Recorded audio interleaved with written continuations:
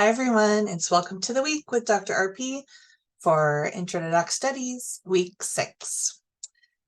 This week we are going to talk a little bit about what this week's about, and then I'll go over the assignments due this week. So let's go ahead and talk about our readings for this week and the video that you have.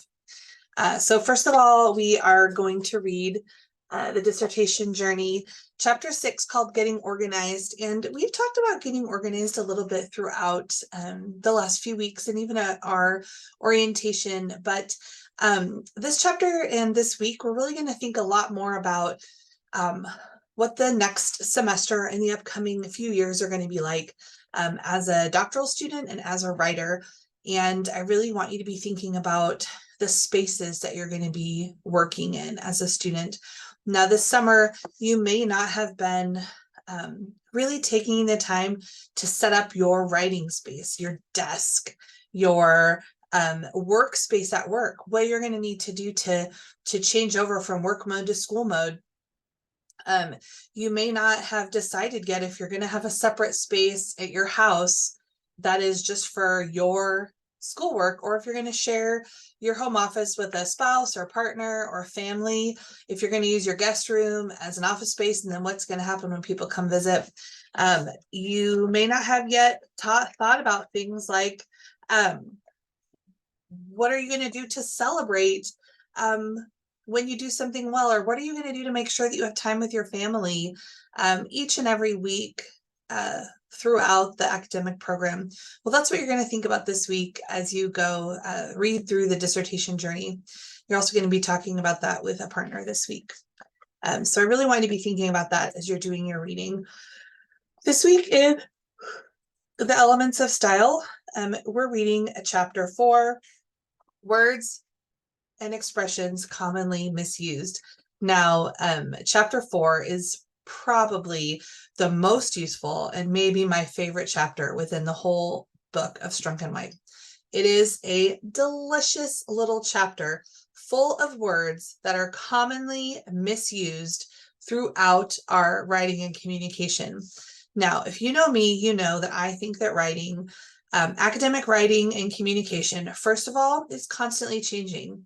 The way that we communicate as a worldwide and national population is always in flux. New words are popping up all the time, and Merriam-Webster understands that too, and in fact, so do Strunk and White. However, if we want to always be communicating clearly, it's really important that we use the most commonly accepted ways of communicating. And so to do that, Strunk and White have provided you with a lot of words that are commonly misused or misunderstood.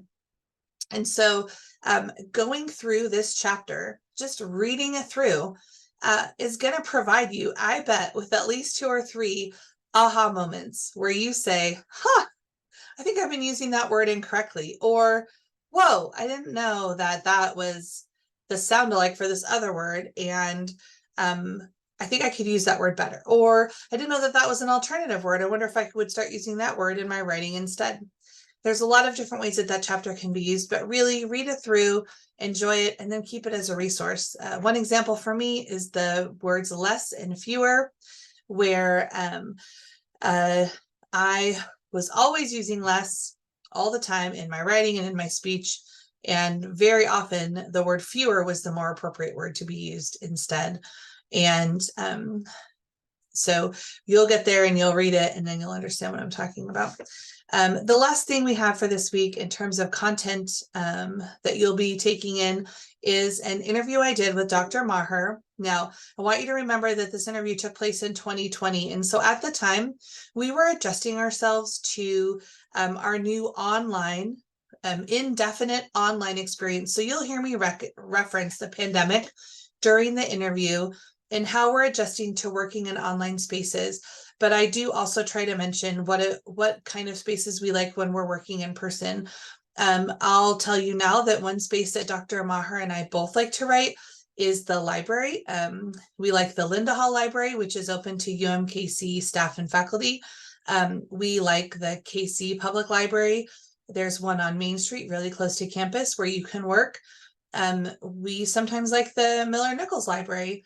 My favorite place to write, to be honest, is a coffee shop like a Starbucks or any other coffee shop where there are a lot of people and movement happening, but none of it is bothering me. So I like to be in an environment where there's a little bit of buzz going around, a lot of kind of things on the flittering on the edge of my vision, but no one is talking to me. I think I even say that in the video. So enjoy that video. And as you're listening to the conversation, be thinking about what are the best spaces where you are the most able to focus and get your work done. Do you need super silent, quiet spaces? Or do you need spaces with a little more activity like I do? Do you like to write with a body double like I do? That means you like to have someone else there who's also writing, who every time you kind of look up and think, maybe now's the time for me to go online, you see another person working and you think, oh, I'll wait till it's time to take a break. Or do you need to be in a cave where there is no one else at all so that you aren't risking getting distracted by talking to another person? Now's the time to think about the ways that you work, the spaces that you work in, and what you need to get organized before we head into fall semester. Keep up the good work, and let's see what our assignments are for this week. This week you have 2 assignments due. The first is your research statement, the revision. So draft number 2 is due on Sunday. And then your partner chat is due on Thursday. This Thursday, you'll be talking about getting organized with regard to a lot of the questions and ideas that we just talked about. Go ahead and upload your recap to Canvas. If your partner uploads theirs first, you can go ahead and upload yours too. It will not delete your partner's submission. It'll just show it as a previous submission. I'll be able to see all of them. So don't fret. Take care, everybody. Have a great week. I'm really enjoying the work you're doing in this class.